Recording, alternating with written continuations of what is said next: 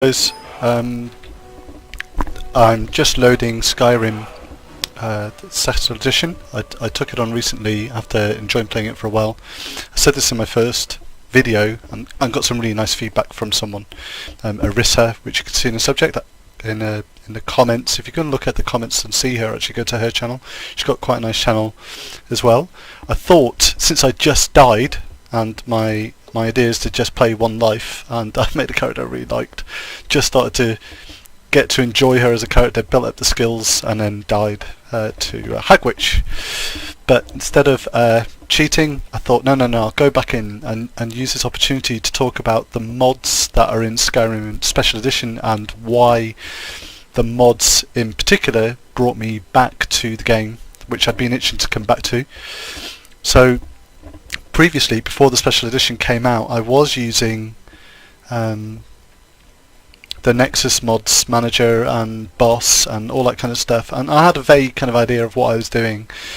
But then when a few slip-ups happened in updating, I thought to myself, I can't be bothered with this. I'll go back to Dota 2 and maybe download Witcher 3 and start playing that. But there is something about Skyrim that really appeals to me, and when I saw that the Special Edition came in, I had all the other mods, so it was free, which is fantastic, and I'm playing on the PC, by the way. I went in after a little while and saw that the one mod that I really enjoy and enjoyed last time why I played it was the survivability ones, the ones that had to do with immersion and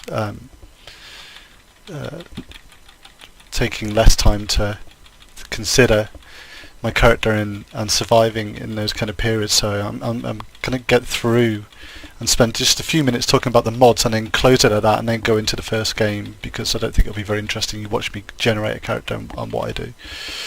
Anyway, one of the things that interested me last time was the Folkscar or Folkscar getting the patch where there was a whole new game that set up to, I think, 200 hours content. I thought it was incredible, and I wanted to get into that. And when I tried to load it last time, something went wrong with my load order, and that kind of stopped me becoming someone that played with the mods in more depth. But the one I'm looking for that kind of really got me going was not I Need, although that's excellent, is this one, Frostfall, which is just a phenomenal mod.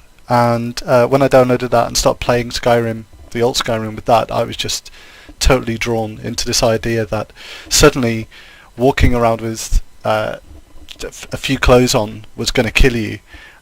So this idea of living in a world where the world and the environment itself can kill you, never mind a hag raven or a spider or a wight, was phenomenally appealing to me. And I can remember just playing it for the first 3 or 4 nights, and literally I could only leave Helgen or wherever the kind of riverwood, isn't it, near there, for a few minutes before I started dying of hypothermia.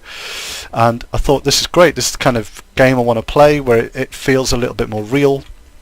And I thought it was fantastic. It so happens that there are other mods in there, like the Campfire mod, which sits alongside the Frostfall mod, as you can tell by the fonts there. And again, that's about skilling up to use a campfire really well. I just enjoyed using that mod in my last game, which is the first video I uploaded.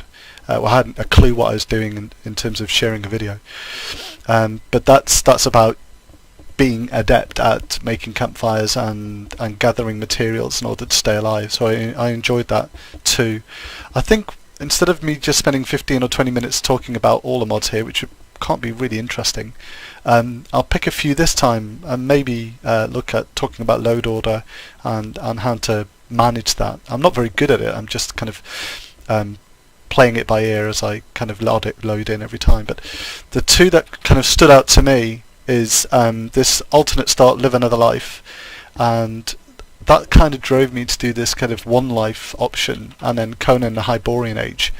So the Conan Hyborian Age, I'm a massive fan of Conan Barbarian, but the fact that there's a little kind of quest in there that helps you find the sword that belongs to Conan, it's quite appealing to me.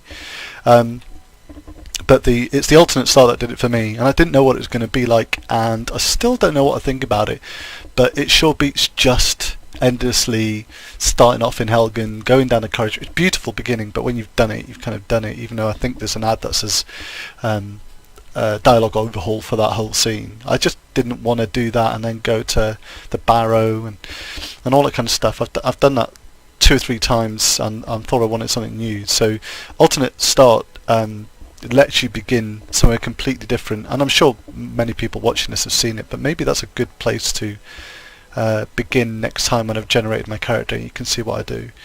So really that's my very dull introduction to the game. It would be a little bit more interesting if I'd survived in the last game, but I didn't, and as I say, if you don't survive, you start again. So I'm going to spend 30-40 minutes generating the next character I want to play. I've gone into playing females at the moment. I've always played males, and I've decided to play a female, just the idea of seeing from a female's perspective how different characters interact, and also the idea of a Dragonborn being female seems pretty current in the kind of social climate at the moment. So that's it. Thanks very much for watching. I'll get back to you next time when I've created my first character and I'm ready to move on. Thanks.